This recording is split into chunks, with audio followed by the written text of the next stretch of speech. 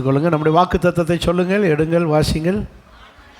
நான் உன்னை ஆசீர்வதித்து உன் பெயரை பெருமைப்படுத்துவேன். நல்ல பிதாவே, இந்த வசனத்தை நாங்கள் தியானிக்க போகிறோம். உம்முடைய சமூகம், உம்முடைய பிரசன்னம், உம்முடைய ஆசீர்வாதம் எங்களுக்கு கிடைப்பதாக. வந்திருக்கிற ஒருவரும் வந்த வண்ணமாய் போகாமல் விடுதலையோடு ஆசீர்வாதத்தோடு செல்ல கர்த்தர் உதவி செய்வார். இந்த வசனத்தை ஆசீர்வதி. 5 அப்பத்தை கொண்டு 5000 பேரை போஷித்தது போல இந்த வசனத்தை கொண்டு எங்களை போஷிக்க நாங்கள் ஜெபிக்கிறோம். இயேசுவின் நாமத்தில் பிதாவே, அல்லேலூயா. நம்முடைய ஆண்டவர் ஆசீர்வதித்து பெயரை பெருமைப்படுத்துவார் என்று 1ஆம் தேதியிலிருந்து தியானித்தோம். நம்முடைய தேவன் யாரையெல்லாம் ஆசீர்வதிப்பார், யாரையெல்லாம் ஆசீர்வதித்து பெயரை பெருமைப்படுத்துவார் என்று இதுவரைக்கும் தியானித்தோம். அப்படி தானே? சரி, இன்றைக்கி அதை செய்ய மாட்டேன். இன்றைக்கி அதோட முடிஞ்சது, போன வாரத்தோடு. இன்றைக்கி பேரை எப்படி பெருமைப்படுத்துவார், இன்றைக்கி அதான் செய்தி. பேர் எல்லாருக்குமே பேர் இருக்குது. பேர் இருக்கா? யாருக்குமே பேர் இல்லாதவங்க இருக்கீங்களா? கிடையாது. பிறந்த உடனே முதல் வேலையை என்ன வைக்கிறதா? போட்டி. என் பேரை வைக்கிறதா, உன் பேரை வைக்கிறதா? நான் வச்சேன், உங்கள் பேரா என் பேரா, உங்கள் குடும்ப பேரா என் பேரா, இப்போ ரெண்டையும் சேர்த்து வைப்போம். அப்புறம் உங்கள் தாத்தா பேரை சேர்த்து வைப்போம், பாட்டி பேரை சேர்த்து வைப்போம், அவங்க பேரை சேர்த்து வைப்போம். பேர் வைக்கிறதுல பெரிய போட்டி. பேர் அவசியம். ஒரு மனுஷனை ஐடென்டிஃபை பண்ணுவது, அடையாளப்படுத்துவது பேர். ஆண்டவர் பெயர் சொல்லி உன்னை அழைக்கிறேன்றா. உன் பெயரை ஜீவ புஸ்தகத்தில் எழுதுவேன். ஏன்னா அங்கே போனால் நிறைய பேர் வந்திருப்பாங்க. அதனால் நம்மையும் நம்முடைய பேரும் மேட்ச் ஆகணும். அதான் ஐடி கார்டு, ஆதார் அட்டை. அந்த அட்டையில் நம்ம பேர் இருக்கும், நம்ம ஃபோட்டோவும் இருக்கும். ஸோ இந்த ஃபோட்டோவில் இருக்கிற நபர் தான் இந்த நபர் அப்படின்னு ஐடி பண்ணுறதுக்கு தான் அது பேரும் ஃபோட்டோவும். ஸோ பேர் ரொம்ப ரொம்ப அவசியம். பேர் இல்லாதவர்களே கிடையாது. சிலருக்கு ஒன்றுக்கு மேற்பட்ட பேர் இருக்குது. 2 பேர் 3 பேர். வீட்டில் வைக்கிற பேர் ஒன்று, அப்புறம் கூப்பிட்றதுக்கு ஒரு பேர். அப்படி தானே? கூப்பிட்றதுக்கு ஒரு பேர். இப்போ என்னெல்லாம் பார்த்தீங்கன்னா கோவிந்தராஜன் தான் பேர். ஆனால் கூப்பிட்றது கோவிந்துன்னு தான் கூப்பிடுவாங்க. கோவிந்து இங்கே கோவிந்து இருக்கானா, கோவிந்து அப்படி ஷார்ட் பண்ணி கூப்பிடுவாங்க. உங்களையும் அப்படி கூப்பிடலாம். என்ன பேர்? இது ரெண்டையுமே விட்டுட்டு ஃப்ரெண்ட்ஸு ஒரு பேரை வச்சுருப்பாங்க. அதுக்கு பேர் பட்ட பேர். என்ன பேர்?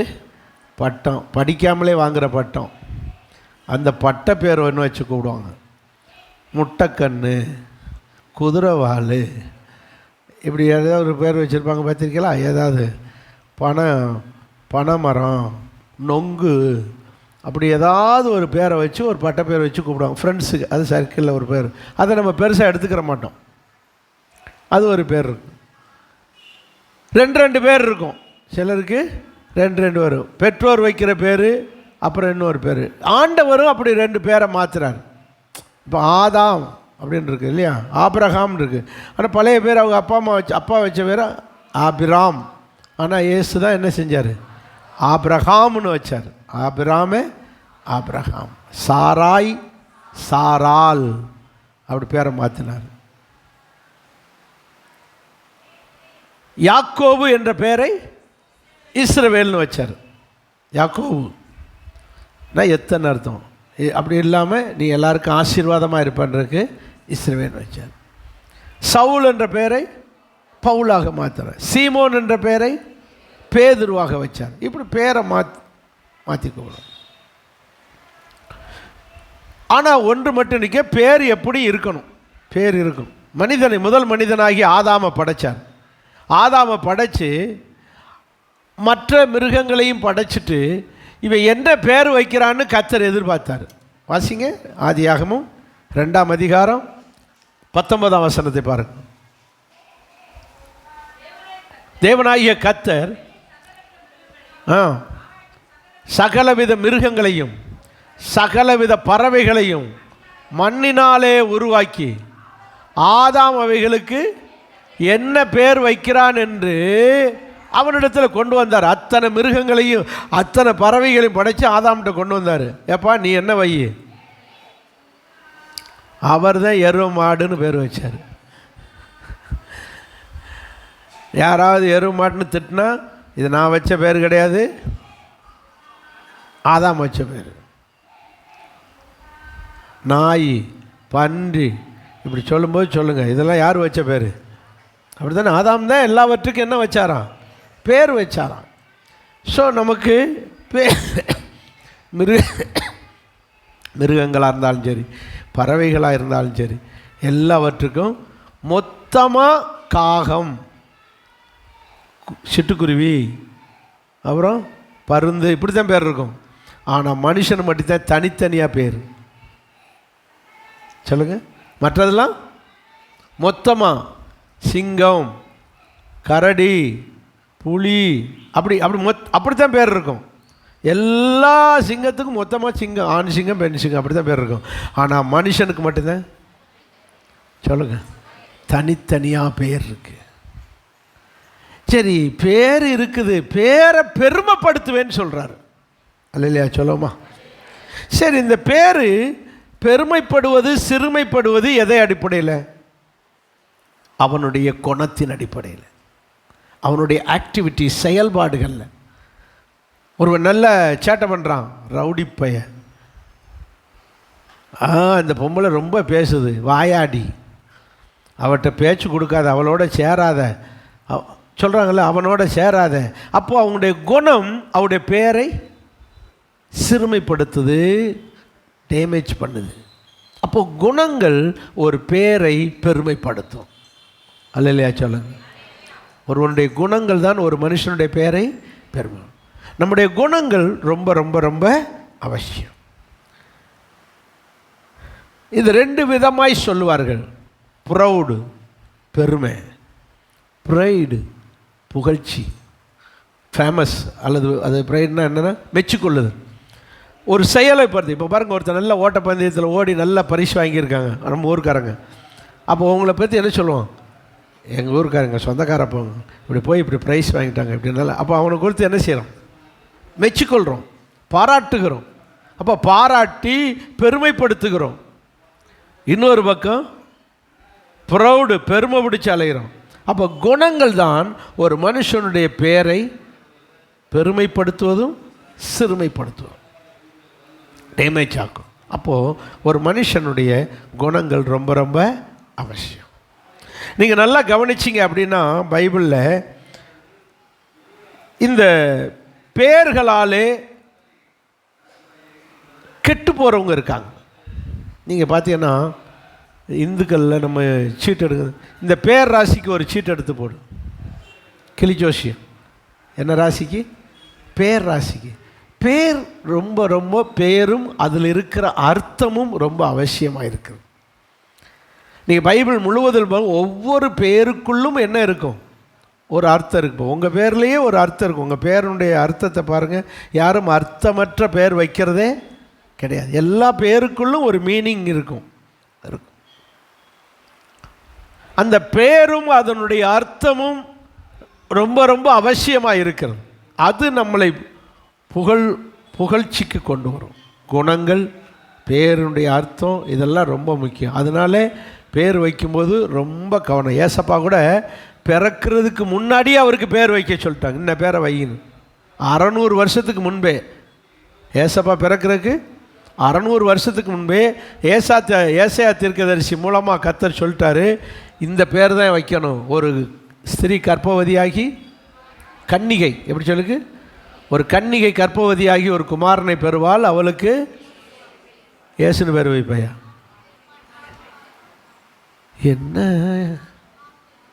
என்ன பேர் வைப்பாயாக?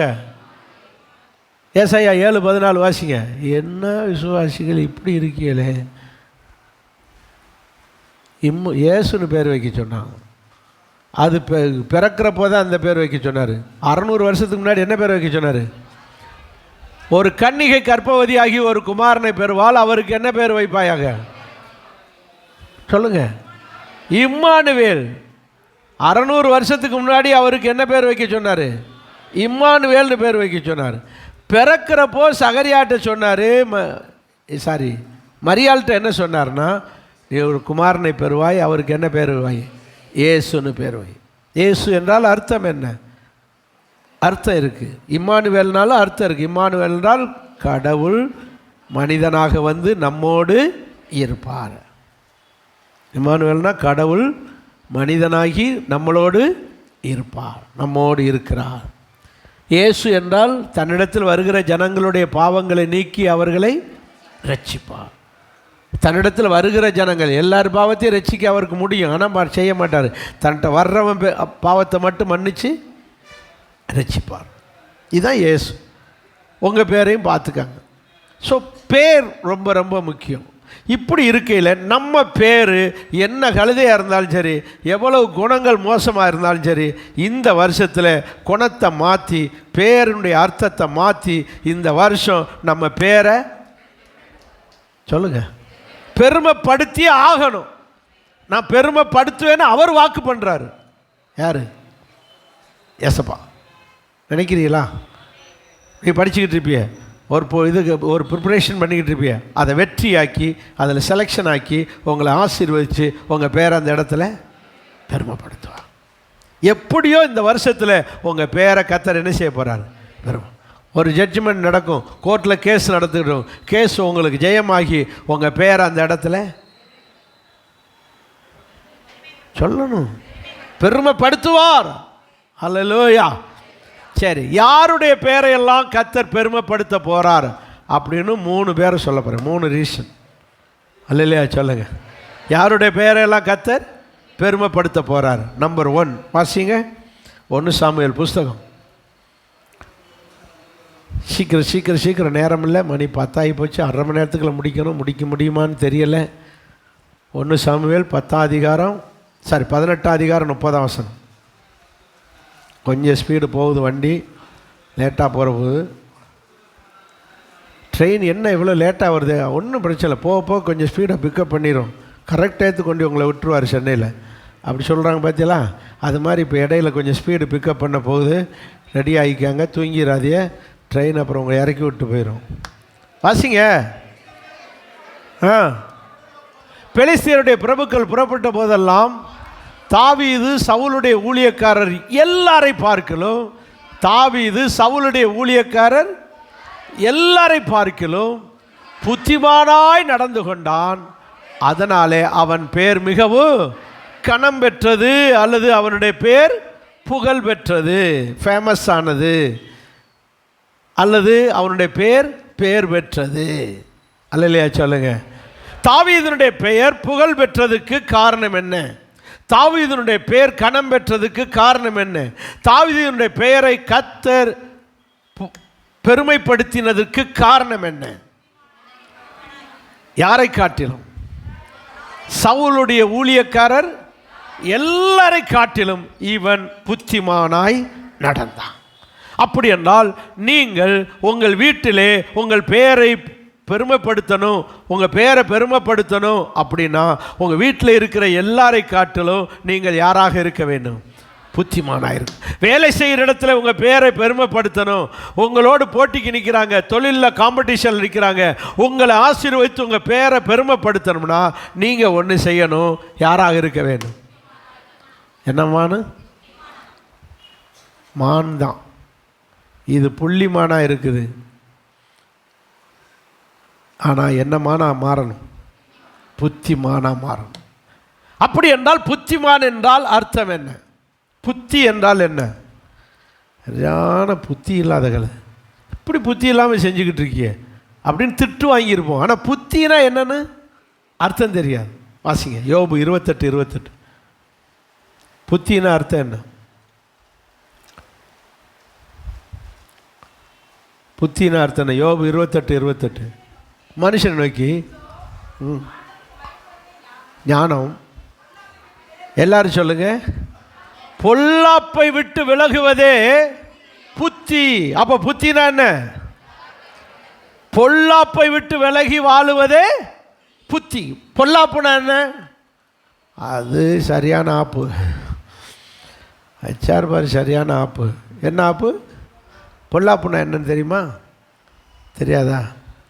அதுக்கு அர்த்தம் சொல்லணுமா? வாசிங்க நீதிமொழிகள் புஸ்தகம். பொல்லாதவ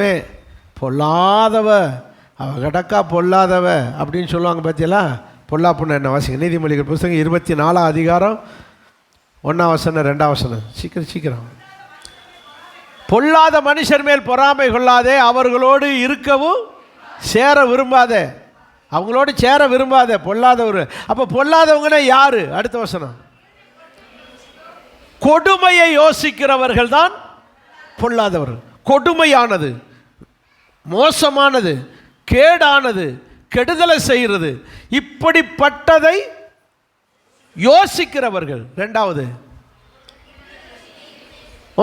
தீவினையை பேசுகிறவர்கள். கேடு, தீவினை, ஹாம், கேடானதை பேசுகிறவர்கள், யோசிக்கிறவர்கள், பேசுகிறவர்கள், செய்கிறவர்கள். எதை சிந்திக்கிறோமோ அதைத்தான் செய்ய போகிறோம், எதை பேசுகிறோமோ அதைத்தான் செய்ய போகிறோம். நீ அட்டி வாங்குவ இப்போ அப்படின்னு பிள்ளைய சொல்லியிருப்போம். நீங்கள் இங்கே முழிக்காதீங்க, உங்களே சொல்ல. பிள்ளைய என்ன சொல்லி திட்டிப்போம், இப்போ நீ பண்ணுற சேட்டை பாரு, கொஞ்ச நேரத்தில் இப்போ அட்டி வாங்க போகிற அப்படின்னு சொல்லியிருப்போம்.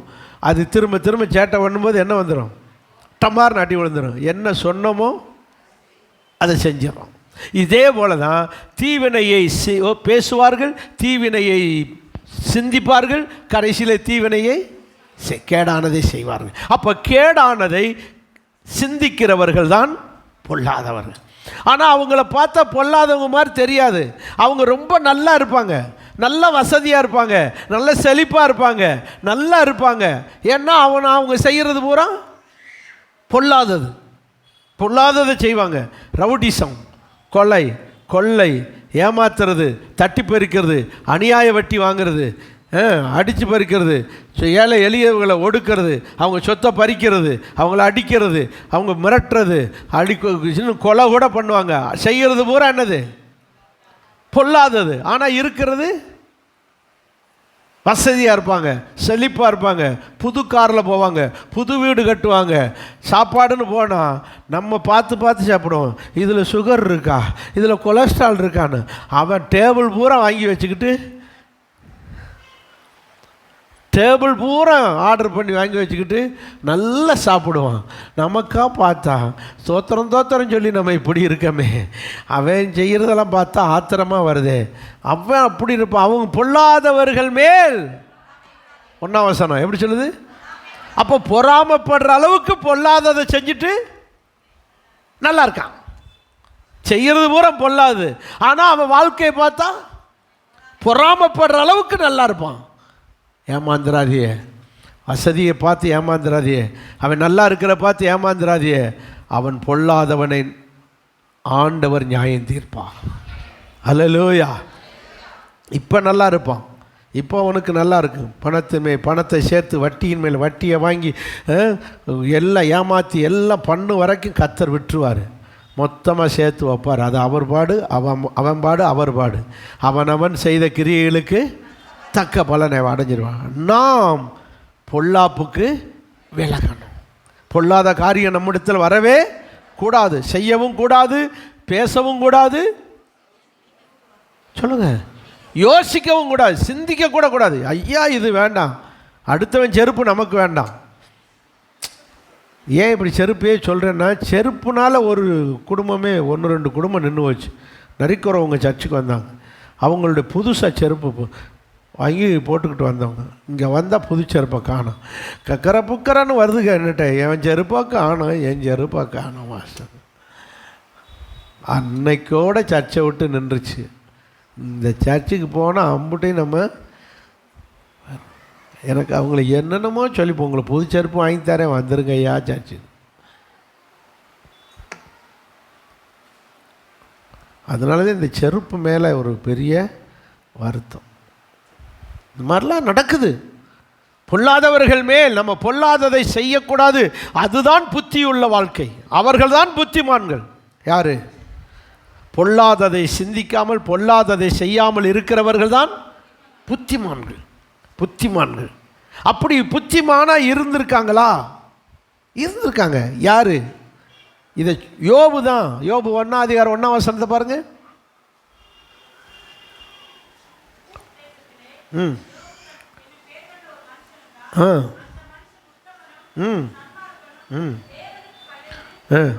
பொல்லாப்புக்கு விலகுகிற மனுஷன் யாரு? யோபு பொல்லாப்புக்கு விலகுகிற புத்திமான். அது அந்த இடத்துல அப்படிதான் சொல்லணும். யோபு உத்தமன், சன்மார்க்கன், தேவனுக்கு பயப்படுகிறவன், புத்திமான்னு சொல்றதுக்கு பதிலாக எப்படி எழுதியிருக்கு? பொல்லாப்புக்கு விலகுகிற மனுஷன். அல்லையா சொல்லுவோமா? புத்திமான்னு எழுதுறதுக்கு பதிலாக பொல்லாப்புக்கு விலகுகிற மனுஷன். அப்போ பொல்லாப்புக்கு விலகி வாழ்கிறவர்கள் எல்லாம் சரிதானா? அல்லையா சொல்லுங்க பார்க்கலாம். சரி, இப்படி யோபு பொல்லாப்புக்கு விலகுகிற மனுஷனாய் இருந்தால் அவனுக்கு அறிவு தானா வரும். சில பிள்ளைகளை திட்டுவாங்க, படிப்பே வரமாட்டேங்குது பாஸ்டர், எப்படியாவது ஒரு ஜெபம் பண்ணி ஒரு நல்ல படிப்பு வர்ற மாதிரி செய்யணும். படிப்பு வராதுக்கு காரணம் என்ன? பொல்லாப்பை விட்டு விலகாமல் படிப்பே வராது. வாசிங்க நீதிமொழிகள் புஸ்தகம் 14:6.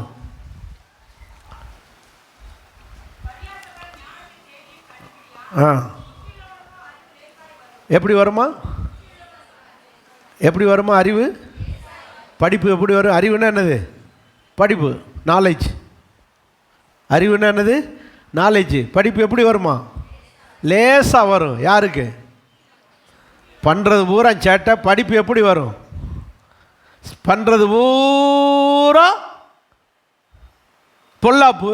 பொல்லாப்பானதை செஞ்சுட்டு படிப்பு எப்படி வரும்? நீ புத்திமானாயிரு, பொல்லாப்புக்கு விலகி இரு, உனக்கு அறிவு லேசாக வரும். அப்படியே ஒரு பேராகிராஃபை ஈஸியாக மனப்பாடம் பண்ணிடுவேன். ஈஸியாக உனக்கு மனப்பாடம் ஆகும். லேசாக படிப்பு வரும். பிள்ளைகளுக்கு படிப்பு வராது காரணம் பிள்ளைகள் பொல்லாப்பானதை செய்கிறார்கள். பொல்லாப்பை விட்டு விலகுகிறவர்கள் லேசாக படிப்பார்கள். அவங்களுக்கு படிப்பு லேசாக வரும். இதுதான் ரகசியம். ஆக அவங்களுக்கு மட்டும் இல்லை, நமக்கு வச்சுக்கோங்க. விசுவாசிகளாக இருந்தாலும் சரி, ஊழியக்காரனாக இருந்தாலும் சரி, பொல்லாப்பானதை செய்தால் நமக்கும் அறிவு வராது. பைபிள் ஒன்றுமே படித்தாலும் நிற்க மாட்டேங்க, ஒன்றுமே புரியலை பாஸ்டர், அறிவே இல்லை. வேத அறிவு நீங்கள் அறிவே இல்லை. ஏன் இல்லை? பொல்லாப்பானதை செய்தால் அறிவே வராது. லேசாக வரும். புத்தியாக இருந்தால், பொல்லாப்பானதை விட்டு விலகி இருந்தால் அறிவு லேசாக வரும். அதனால தான் பைபிள் சொல்லுகிறது, புத்தி உள்ள ஸ்திரீ. சொல்லுங்க, அப்படின்னா என்ன அர்த்தம்? புத்தி உள்ள ஸ்திரீனா என்ன? குழம்ப நல்லா சமைக்கிறது, யூடியூப் பார்த்து பார்த்து சமைச்சோம், அந்த டிஷ் இப்போ புதுசாக செஞ்சேன், இந்த இதில் இப்படி செஞ்சேன். இது இல்லை புத்தி உள்ளவர்கள். பொல்லாப்பை விட்டு விலகுகிறவர்கள் தான் புத்தி உள்ளவர்கள். புத்தி உள்ள ஸ்திரீ எதை கட்டுகிறார்? அப்போ கொத்தனாரே வேண்டாமா? கொத்தனார் கட்டடத்தை கட்டுறாரு, கட்டடமாகிய வீட்டை கட்டுகிறார். புத்தி உள்ள ஸ்திரீ குடும்ப அமைப்பாகிய வீட்டை கட்டுகிறார். குடும்ப ஸ்ட்ரக்ச், குடும்ப உறவுகள், குடும்ப உறவுகளாகிய ஸ்ட்ரக்ச். இன்னைக்கு பாருங்கள், மாமனார் மாமியார் அவங்களோடு உள்ள உறவு, இன்றைக்கி மருமகள் மருமகனுக்கு மாமனார் மாமியாருக்கு உள்ள உறவு கரெக்டாக இருக்கா? அப்போ யார் இருந்தால் சரியாகும்? புத்தி உள்ள ஸ்திரீ இருந்தால் சரியாகிடும். புத்தி உள்ள ஸ்திரீ அதை சரியாக்கணும். அவங்க சொன்னதை போகிற இங்கே சொல்லக்கூடாது, இவங்க சொன்னதை போகிற அங்கே சொல்லாமல் கரெக்டாக அதை மறைக்க வேண்டியதை மறைச்சி, சொல்ல வேண்டியதை மட்டும் சொல்லி குடும்பத்தை அப்படி கரெக்டாக கொண்டு. அப்புறம் நாத்தனார், கொழுந்தனார், அந்த நார் இந்த நார்னு கொஞ்சம் வரும், வெளியே போன நார்கள்லாம். அந்த நார்களையும் சரியாக சமாளித்து அதை கரெக்டாக கொண்டு போய் சொல்ல வேண்டியதை சொல்லி, இப்படி புத்தி உள்ள ஸ்திரீ குடும்ப உறவுகளை சொல்லுங்க கட்டுகிறார். குடும்பமாகிய வீட்டை கட்டுகிறார். அல்லையா சொல்லுங்க பார்க்கலாம். ஆக புத்தி உள்ள ஸ்திரீ வீட்டை கட்டுகிறார். புத்தி உள்ள பாஸ்டர் சொல்லுங்க சபையை கட்டுகிறார். எப்படி? புத்தி உள்ள சிற்பாசாரியை போல நான் சபைக்கு ஊழியத்தை செஞ்சேன்றார் பவுல். அப்போது ஆசாரியிலேயே ரொம்ப புத்தி உள்ள ஆசாரி யாருன்னா சிலை செய்கிற ஆசாரி. அவங்க ரொம்ப திறமைசாலி, அவங்க ரொம்ப புத்தி உள்ள, ரொம்ப ரொம்ப கவனமாக செய்யணும். இல்லைன்னா காது பிச்சுக்கிட்டு வந்துடும், கண்ணு நோண்டிக்கிட்டு போயிடும். கொஞ்சம் கரெக்டாக அதை செதுக்கி கரெக்டாக செய்யலைன்னா அதனால் ரொம்ப புத்தி உள்ளவர்கள் யாருன்னா தங்க ஆசாரியை விட, மற்ற ஆசாரியை விட எது செய்கிற ஆசாரி? சிலை செய்கிற ஆசாரி புத்தி உள்ளவர்கள். அதை பவுல் சொல்கிறார், நான் சொல்லலை, என்னிட்ட வம்புக்கு வந்துடாதீ. பவுல் சொல்கிறார், சிற்ப ஆசாரியை போல, புத்தி உள்ள சிற்ப ஆசாரியை போல நான் என்ன செய்கிறேன், ஊழியத்தை கவனமாக செஞ்சேன். புத்தி உள்ள ஸ்திரீ கவனமாக குடும்பத்தை கட்டணும். வார்த்தைகள் அளந்து சொல்ல வேண்டியதை மட்டும் சொல்லி அப்படி குடும்பத்தை கட்டி கொண்டு போகணும். அல்லையா சொல்லுங்கள். ஒரு மக தன் தாயை கிளவின்னு சொல்லிடுச்சு. டேய், இதை கொண்டு போய் கிளையிட்ட கொடுத்துட்டாங்க. டீ போட்டு கொடுக்குது காலையில், மகளுக்கு அம்மாவுக்கு கொடுக்குது. அம்மானு சொல்லாமல் என்ன சொல்லிச்சு, ஒரு வாய் தவறி வந்துருச்சு. எப்போ அம்மாட்ட கொண்டு கொடுறான்னு சொல்லி பாட்டிகிட்ட கொடுறான்னு சொல்கிறது, அன்றைக்கி ஒரு வாய் தவறி எப்படி சொல்லிடுச்சு, கிளையிட்ட கொடுத்துறாங்க. இதை கேட்டுக்கிட்டு இருந்த அவங்க அம்மா அப்படியே விரைச்சி போச்சு. காப்பி வேண்டான்னு சொன்னேன். காப்பியை குடிக்கலை.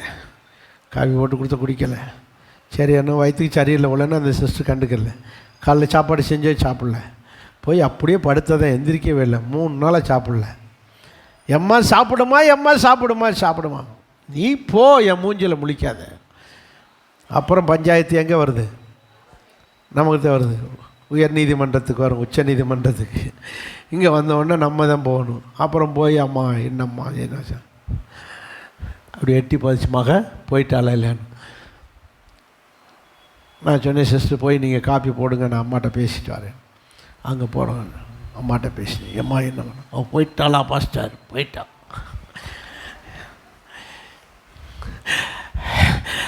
இப்படி ஒரு 2 ஏக்கம் போட்டுட்டு சொன்னது பாருங்க. அவளுக்கு நான் கிளவியாக போயிட்டேன் பாஸ்டர். இனி அவ கையில் நான் வாங்கி குடிக்கிறேன். நிறைய அம்மானு சொல்கிறவ எப்படி சொல்லிட்டா, என்ன கிளவின்ட்டு. ஒரு வார்த்தையில் அந்த உறவே சொல்லுங்க பிரிஞ்சு. ஒரே வார்த்தையில் தாய் மகளுக்குள்ள உறவு போச்சு. இதைத்தான் சொன்னா, புத்தி உள்ள ஸ்திரீ தன் வீட்டை. இன்றைக்கி நம்ம ஆட்களுக்கு அது தெரியலை, யாரை எப்படி பேசணும் வைக்கணும்னு. அதனாலே நாம் புத்திமானாக இருப்போம். பொல்லாப்புக்கு விலகி, இப்படி பொல்லாத வார்த்தைகளை பேசாமல், பொல்லாததை சிந்திக்காமல், பொல்லாததை செய்யாமல் விலகி நாம் இருப்போம். கர்த்தர் நம்முடைய வீட்டை கட்டுவார், நம்முடைய பேரை பெருமைப்படுத்துவார். இப்படி புத்திமாய். அதனால தான் பாருங்கள், ஆண்டவரே சொன்னார், கற்பாறையின் மேல் வீட்டை கட்டினவன். மத்தேயு 7:24.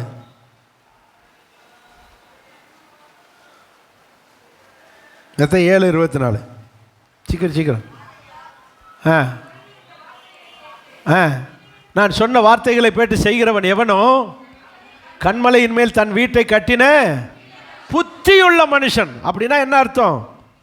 கற்பாறையிலே வீட்டை கட்டினவன் புத்தியுள்ளவன் எப்படியோ அதுபோல நான் சொன்ன வார்த்தைகளை கேட்டு நடக்கிற, பொல்லாப்புக்கு விலகி வாழுகிறவர்கள் எல்லாம் புத்தி உள்ளவர்கள், கற்பாறையிலே வீடை கட்டினதுக்கு சமம். அப்போ ஆண்டவருடைய வார்த்தைகளை கேட்டு பொல்லாப்புக்கு விலகி வாழுகிறவர்கள் எல்லாம் புத்தியுள்ளவர்கள். நாமும் வசனத்தை, ஆண்டவருடைய வார்த்தைகளை கேட்டு நாம் ஆண்டவருடைய பிள்ளைகளாக மாறி இருக்கோம், ரட்சிக்கப்பட்டிருக்கோம், ஞானஸ்நானம் எடுத்திருக்கோம், சபைக்கு வர்றோம், ஆராதிக்கிறோம், திருவிருந்து எடுக்கிறோம். நல்லது. இதெல்லாம் கர்த்தர் நமக்கு கொடுத்த நியமங்கள், கட்டளைகள் செய்கிறோம். அதை விட முக்கியம், இதோட அதுவும் முக்கியம் எது என்றால், பொல்லாப்புக்கு விலகி புத்திமானாய் வாழ வேண்டும். பொல்லாத காரியங்கள் நமக்குள்ளே வரக்கூடாது. அது சிந்திக்க கூட கூடாது, அதை பேசக்கூட கூடாது, செய்யவும் கூடாது. உங்கள் வாயிலிருந்து வரதான்னு பார்க்குறேன். நீங்கள் சொல்லுங்கள், பொல்லாதவைகளை செய்யாதபடி யாராக இருக்க வேண்டும்? புத்திமான்களாக. 2வது நீதிமொழிகள் புஸ்தகம் 10ஆம் அதிகாரம் 7ஆம் வசனம். யார் பேரை பெருமைப்படுத்துவார்? முதல்ல புத்திமானாய் நடக்கிற, பொல்லாப்புக்கு விலகி இருக்கிற புத்திமான்களுடைய பேரை பெருமைப்படுத்துவார். 2வது, தாவீதை போல புத்திமானாய் இருந்தால் பேரை பெருமைப்படுத்துவார். 2வது, நீதிமானுடைய பேரு புகழப்படும், புகழ் பெற்று விளங்கும், பெருமைப்படும். அல்லையா சொல்லுமா? யாருடைய பேரு? நீதிமான்களுடைய பேர். அடுத்து மானு தான். அது புத்திமானு, இது நீதிமான். நீதிமான் அர்த்தம் என்ன? நீதியை செய்கிறவன் நீதிமான். நீதிமான் என்றால் அர்த்தம் என்ன? நீதிமான் என்றால் அர்த்தம் என்ன? மான விட்டுருங்க, மான விட்டுருங்க. நீதி, நீதினா என்ன? நீதிமான்னா என்ன அர்த்தம் அப்படின்னா, வாசிங்க எசேக்கியேல் புஸ்தகம் 18 அதிகாரம் 9 வசனம். என் கட்டளைகளின்படி நடந்து என் நியாயங்களை கை கொண்டு, அந்த 2 காரியத்திலேயும் எவன் உண்மையாக இருக்கிறானோ அவனே சொல்லுங்க நீதிமான். நீதிமான் அர்த்தம் என்ன? கட்டளைகளை கை கொண்டு நியாயங்களை கை கொள்ளணும். இது 2ஐயும் உண்மையாய் கை கொள்ளுகிறவன் தான். ஆமாம், பெரிய நீதிமான் சொல்ல வந்துட்டார் அப்படின்னு நம்மளை சொல்லுவாங்க. இதை 2ஐயும் உண்மையாய் கை கொண்டால் அவன்தான் நீதி. இதில் கட்டளைனா என்ன, நியாயங்கள்னா என்ன? கட்டளை என்பது என் கட்டளை. எப்படி சொல்றாரு? என் கட்டளை. கட்டளை என்பது வேதத்திலே தேவன் மனிதனுக்கு இதை செய், இதை செய்யாதே என்று சொல்வதற்கு பெயர் கட்டளை. முதல்ல 10 கட்டளை கொடுத்தார், 10 commandments. 10 கட்டளை. 10 கட்டளையா? இதை செய், என்னை என்று உனக்கு வேறு தேவனை உண்டாக்க வேண்டாம், உன் தாயின் தகப்பனையும் கனம் பண்ணு, இதை செய், ஓய்வு நாளை பரிசுத்தமாய் இதை செய், விபச்சாரம் செய்யாதே, கொலை செய்யாதே, பிறர் பொருளை எடுக்காதே, செய்யாதே, செய், செய்யாதே, செய். இப்படி செய் செய்யாதேன்னு சொல்லுகிற வேதம் நமக்கு சொல்லுகிற கட்டளைகளுக்கு பெயர் கட்டளை. என் கட்டளைன்றார். 2வது நியாயங்கள்ன்றார். என்னது? இது பைபிளில் இருக்காது, சமுதாயத்தில் சில நியாயங்கள் இருக்கு. பிரேஷன் கடைக்கு போனோம், 3000 ரூபா கொடுக்குறாங்கன்னு ஒன்று போனீங்களா? எப்படி இருந்துச்சு கூட்டம்? அதில் பாருங்கள், அவன் ஓவர்டேக் பண்ணி முந்தி அடித்து போய் வாங்கினதும், கட்சிக்காரங்க ரெக்கமெண்டேஷனில் போய் வாங்குறதும், அப்புறம் ஒரு ஆள் நிப்பாட்டிட்டு 10 பேர் அவன் தெருவே, அவன் சொந்தமே வந்து வாங்கி, ஆமாம் நான் முதல்ல நிற்கிறோம் உங்களுக்கு தெரியாதா அப்படின்வான். இதெல்லாம் நியாயமா? சொல்லுங்கள், நியாயமே கிடையாது. இது வெளிநாட்டில் இந்த பருப்பு வேகாது. வெளிநாட்டிலலாம் டீ கடைக்கு போனால் கூட எப்படி தான் நிற்கணும்? வரிசையில் தான் வரணும். வரிசையை மீறி போய் அங்கெல்லாம் வாங்க முடியாது. உடனே நான் பழைய நம்ம ஊர் தோஷத்தில் பாஸ்போர்ட்டு ரினியூ இது பண்ணுற இடத்துல, செக்கப் பண்ணுற இடத்துல, நாங்கள் ஃப்ளைட்டுக்கு நேரம் போயிட போகுதேன்னு முந்தி போய் இப்படி நீட்டினேன். வந்துருச்சு அவனுக்கு கோவம். ஹலோ மிஸ்டர், இந்த போய் பிடிச்சி உள்ள ஜெயிலில் போட்டால் போட்டுருவான் பாரு இருக்கு.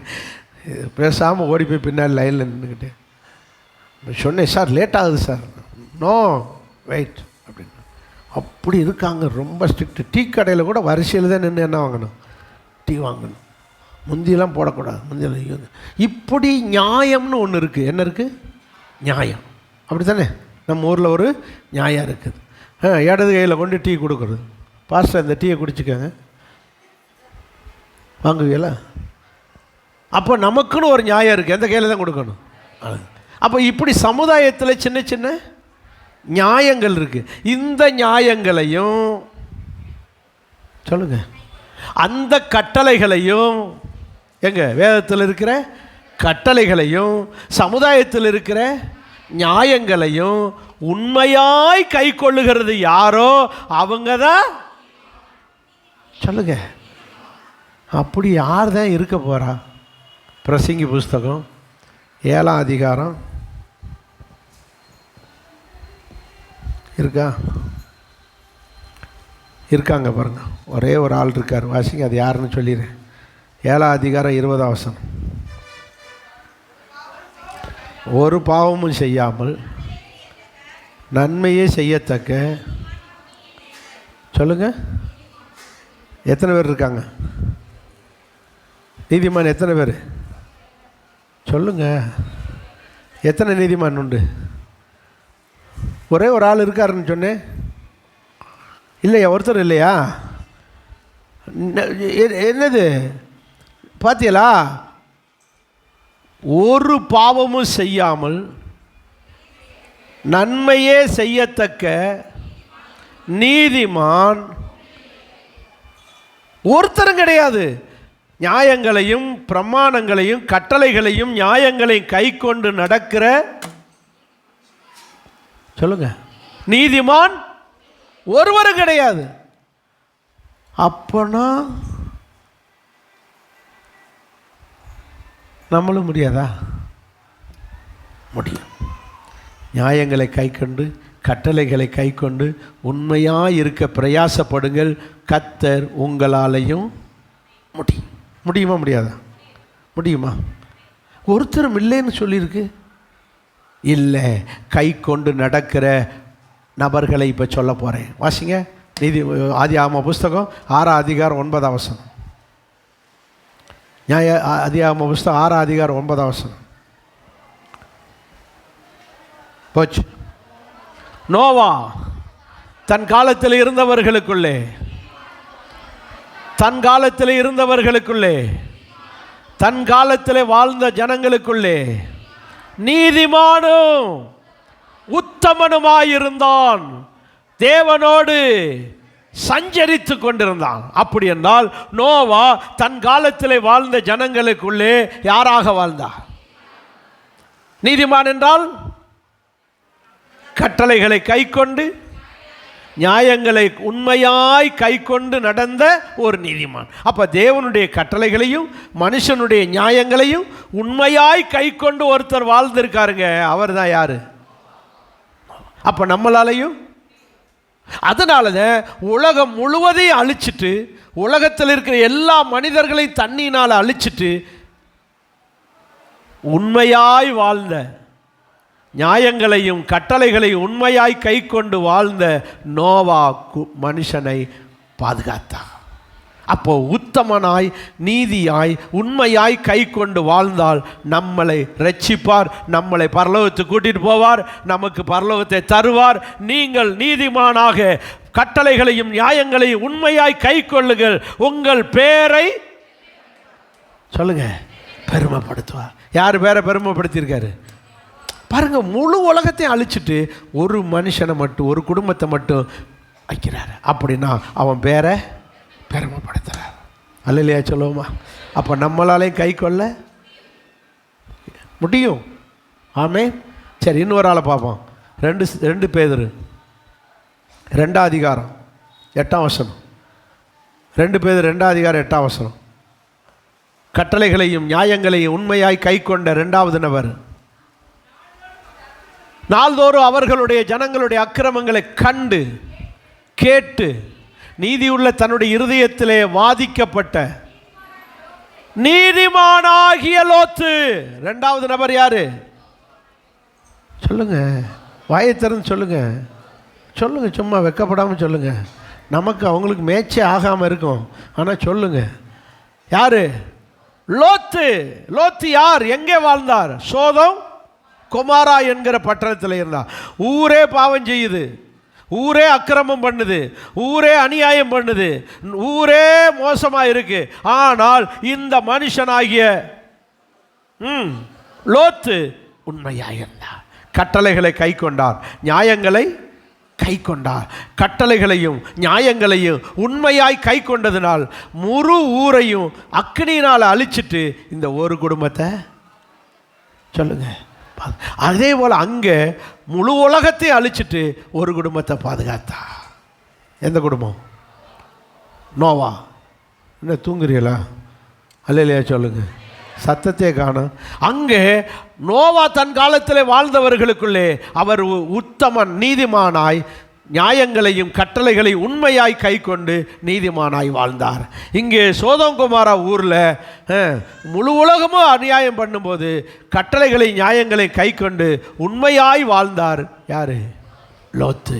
அதனாலே அவனை ரட்சித்தார், காப்பாற்றினார், ஆசீர்வதித்தார், அவன் பேரை பெருமைப்படுத்தினார். அப்போ நம்மளும் உண்மையாய் வசனத்தை கற்பனை கட்டளைகளையும் நியாயங்களையும் கை கொண்டா நம்மளையும் காப்பாற்றுவார், நம்மளையும் ஆசீர்வதிப்பார், நமக்கும் மோட்சத்தை தருவார், நம்முடைய பேரை பெருமைப்படுத்துவார். எத்தனை பேர் விசுவாசிக்கிறீங்க?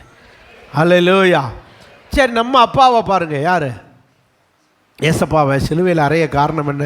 அவன் மேலே அநியாயமாக அதை செஞ்சார், இதை செஞ்சார், அதை சொன்னார், இதை சொன்னார் அப்படின்னு சொல்லி அவர் மேலே வீணான குற்றச்சாட்டுலாம் சொல்லி அவர் எப்படியாவது எதில் அறையுங்க, சிலுவையில் அறையுங்கன்னு கத்தும்போது பிலாத்து நியாயம் விசாரித்து அன்னைக்கு இருந்ததான தேசாதிபதியாகிய பிலாத்து என்ன முடிவு எடுக்கிறனே தெரியாத நேரத்தில் அவனுடைய மனைவி வந்து சொல்கிறா, மத்தேயு 27:19 அத்தான் உள்ளே வந்து ஒரு காஃபி குடிச்சிட்டு போங்கன்னு கூப்பிட்டா. இவர் நியாயம் சொல்ல போகிற நேரத்துக்கு உள்ளே கூப்பிட்டா. யார்? லோத்து மனைவி, பிலாத்து மனைவி. பிலாத்து மனைவி கூப்பிட்டோன்னே அவர் உள்ளே போனார். அப்போ சொல்கிறா, அவ நியாயசனத்தில் உட்கார்ந்துருக்க அவனுடைய மனைவி அவனிடத்தில் ஆள் அனுப்பி உள்ள வாயா, காப்பி குடிச்சிட்டு போயான்னு கூப்பிட்டு சொல்லு. எப்படி சொல்கிறாரு?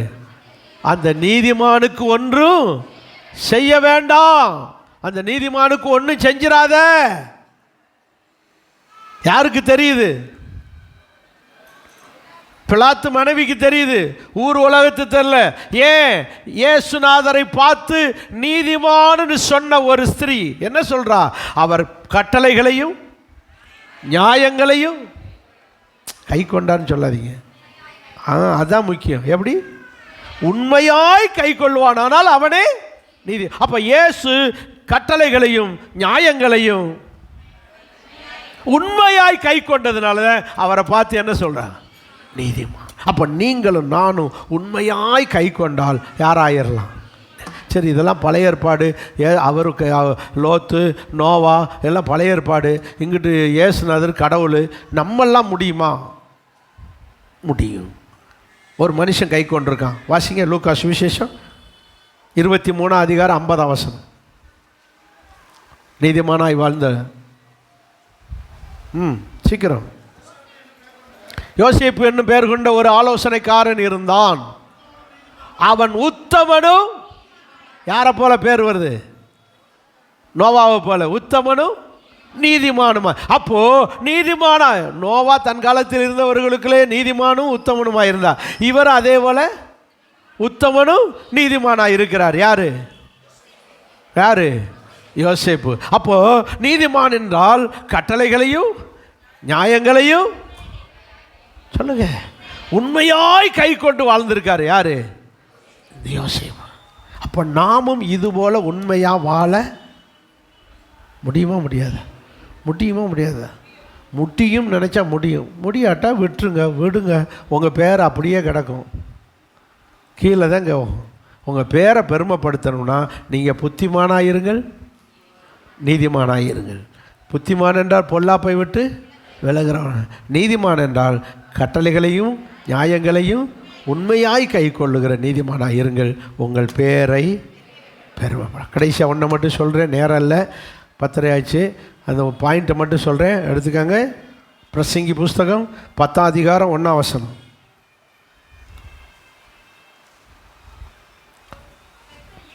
செத்த ஈக்கள் பரிமள தைலத்தை நாரி கெட்டு போக பண்ணும். ஞானத்திலும் கனத்திலும் பேர் பெற்றவனை சொல்லுங்க, ஞானத்திலும் கனத்திலும் பேர் பெற்றவனை. அப்போ ஒரு மனுஷன் ஞானத்திலும் ரெஸ்பெக்ட், ஹானர், ஃபேமஸ், கனத்திலும் பேர் பெற்றவனாய். அப்போ நாமும் ஞானத்திலும் கனத்திலும் யாராக இருக்க வேண்டும்? பேர் பெற்றவனாக இருக்க. அப்போ ஞானத்தை பெற்றவன் கனத்தை பெற்றவன். அப்போ நாமும் ஞானத்தை பெற்றவனாய் இருக்க வேண்டும். ஞானம் என்றால் என்ன? கர்த்தருக்கு பயப்படுதலே ஞானம். இன்னொரு பன்று கர்த்தருக்கு பயப்படுது, இயேசு கிறிஸ்துவே ஞானம். பார்த்தீங்களா? வாசிங்க 1 கொரிந்தியர் 1 கடைசி வசனம்.